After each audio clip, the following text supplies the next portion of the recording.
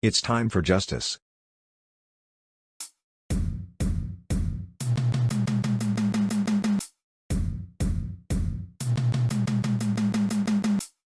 In the days, weeks, months and years after serving 4 years in the Jackson County Jail for a crime he did not commit, 2 of which were in solitary confinement, Thomas "Tommy" Simmons set out on his own to uncover evidence that proved he was framed by Sergeant Brad Lemon of the Kansas City Police Department, who also serves as the current president of the Fraternal Order of Police, Lodge No. 99. After 3 years of uncovering evidence of wrongdoing, and to prove he was framed by Sergeant Lemon, Mr. Simmons presented what he had to Darrell Forte, who was chief of police at the time. Chief Forte turned that evidence over to the Internal Affairs Unit of the Kansas City Police Department in October of 2016, and officially opened the investigation into Mr. Simmons' claims. 5 months later, in April of 2017, IAU presented its findings to the chief. The chief concluded that the findings presented to him was substantially inadequate, so he directed them to further their investigation, and specifically directed them to perform the following. The following information was provided by Thomas "Tommy" Simmons. Due to the incomplete investigation, I'm requesting additional work on IAU number 16-28-12C. In his formal statement dated January 24, 2017 to the Internal Affairs Unit, Sergeant Lemon was only asked 2 questions regarding his relationship with then Assistant Prosecutor, Don Parsons. The questions, whether intentional or not, were narrowly focused on Sergeant Lemon's relationship with Ms. Parsons during 2009, and the investigation involving Thomas Simmons, Jr. The following questions were asked. IAU Statement, page 5. Question. In 2009, during the investigation and trial of Thomas Simmons, Jr., did you have a personal relationship with Don Parsons? Answer. No, I didn't. Well, we were friends. Question. You didn't have a deeper relationship with her or anything of that nature? Answer. No, I didn't not. The investigating detective did not ask about his relationship with Ms. Parsons prior to 2009. Moreover, the investigating detective should have asked follow-up questions to clarify Sergeant Lemon's qualifying statement, "Well, we were friends."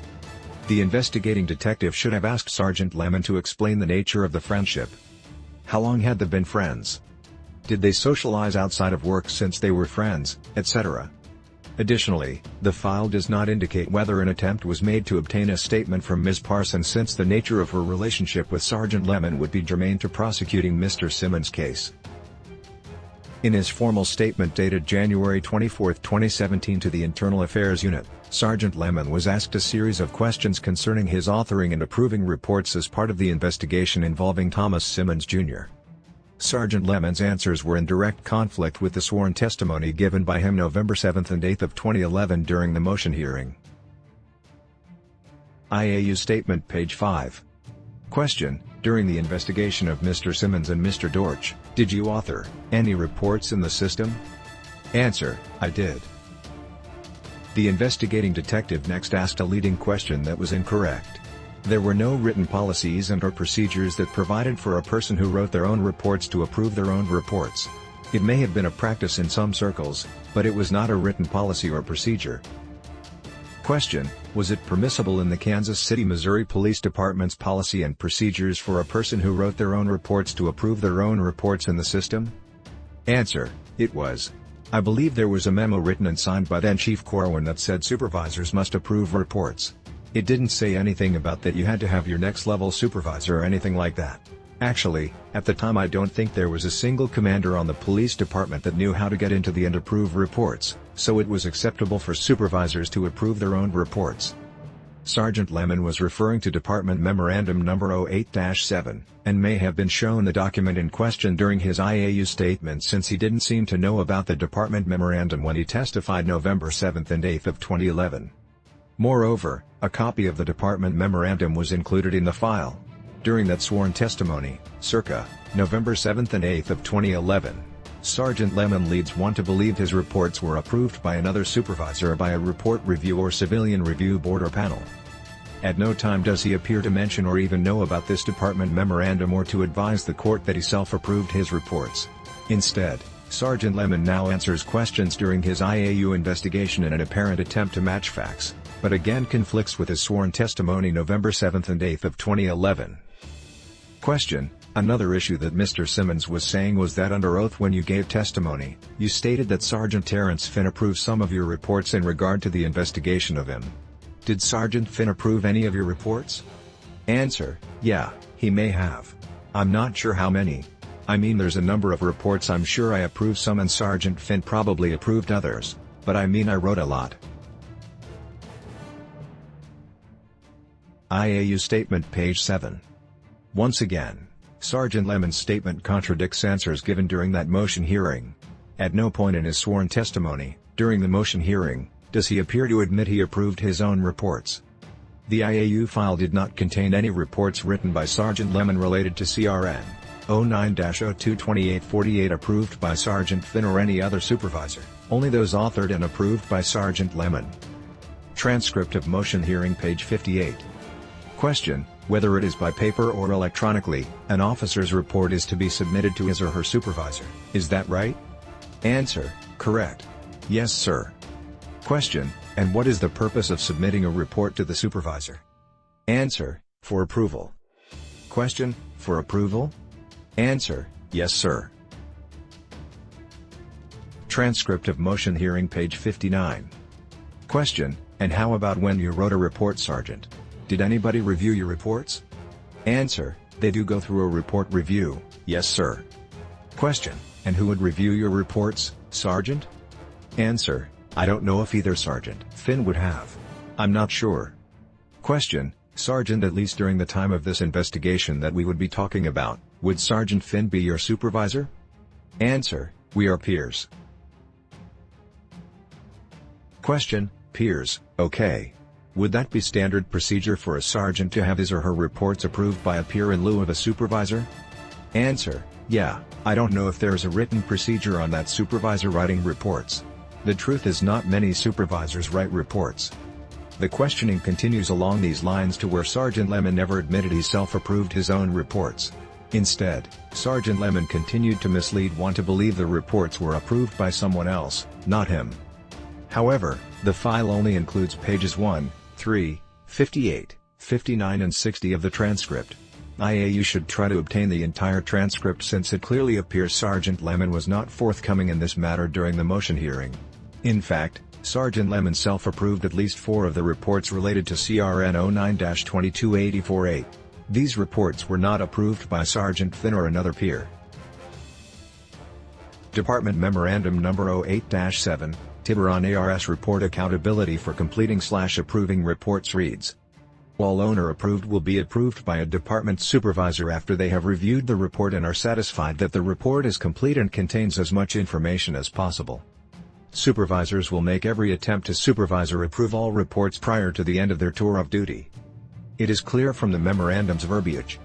Approved reports will be approved by a department supervisor. The policy's intent was for another party to review and approve the report other than the author. If this were not so, then officers would have been allowed to approve their own reports. Even though the practice might have been for supervisors to approve their own reports, the police department's policies are replete with instances where it is written where a supervisor approval is required for a certain act. This does not mean the supervisor can or should approve his own action. The file reflects 4 reports written by Sergeant Brad Lemon on CRN 09-22848. In each instance, Sergeant Lemon authored the report and supervisor approved each report.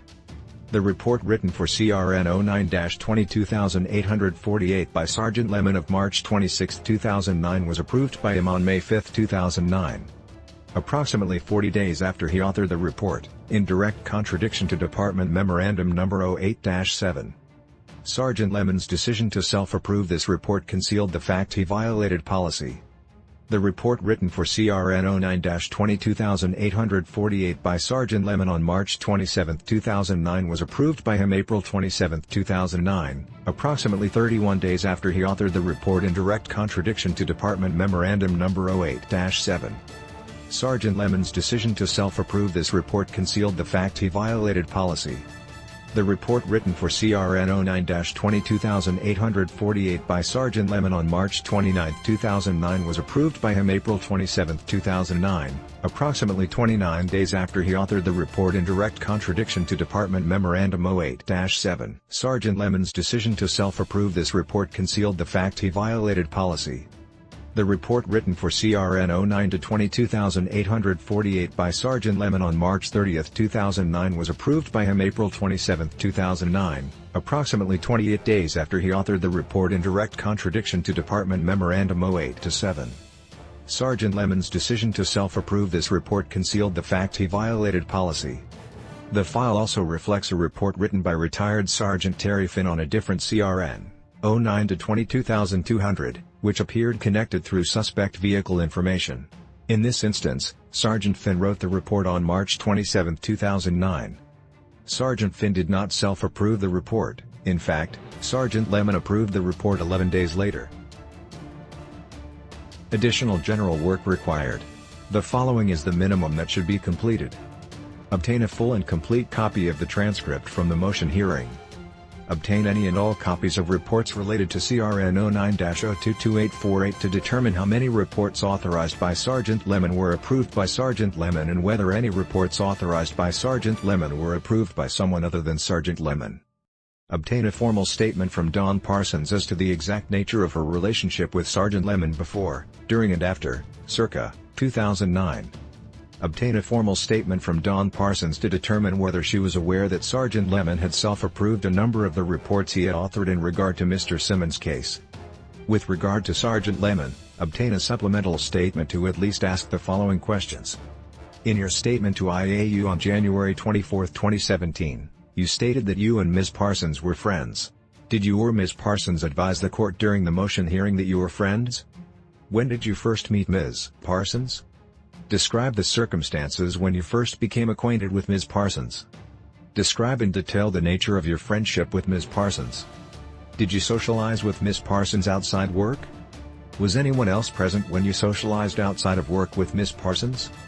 Did you have any type of physical contact with Ms. Parsons before, during or after 2009? Describe the nature of any type of physical contact you had with Ms. Parsons. Did you ever have a personal, physical relationship with Ms. Parsons? Did you attempt to pursue a personal, physical relationship with Ms. Parsons? Did Ms. Parsons attempt to pursue a personal, physical relationship with you? Did you ever respond to Ms. Parsons' residence? Did Ms. Parsons ever respond to your residence? Did you ever discuss your relationship with Ms. Parsons with retired Major James Pruettig? In your statement to the IAU on January 24, 2017, you referenced a memorandum signed by then Chief Corwin mandating that supervisors were to approve reports in the Tiburon system. Did that memorandum specifically direct you to approve your own reports? Were you provided any other written documentations or training directing you to approve reports written by you? Who provided you this written documentation, memorandum, or training directing you to approve reports written by you? Why was there a delay between the time reports 09-22,848 were authored by you and self-approved by you? Did you ever notify your chain of command that you were self-approving your own reports? Who did you notify that you were approving your own reports? In your statement to IAU on January 24, 2017, you stated actually, at the time I don't think there was a single commander on the police department that knew how to get into Tiburon and approve reports, so it was absolutely acceptable for supervisors to approve their own reports. Did any commander specifically tell you it was absolutely acceptable for you or any supervisor to approve their own reports, or did you reach this conclusion on your own? Did anything prevent you from accessing a report in Tiburon written by you and have your chain of command review and approve the report? Have you authorized and self-approved reports under other CRNs? The information that you have just viewed is disturbing information at best. It details wrongdoing by a single KCPD officer who is in a position of leadership that has abused his power without question. The question that remains, yet to be uncovered is, how many other officers within KCPD have resorted to the tactics displayed by Sergeant Bradley Lemon? How deep does this abuse of power really go? How many others have been prosecuted and imprisoned based on manufactured evidence? How many? We need to know. We must know, and Sergeant Bradley Lemon has to go. It is of importance to note that Chief Rick Smith has sat on this investigation since becoming Chief of Police in 2017, nearly 4 years. He is either complicit, and knows about these practices, or simply incompetent. Either way, he must go too. It's time for justice.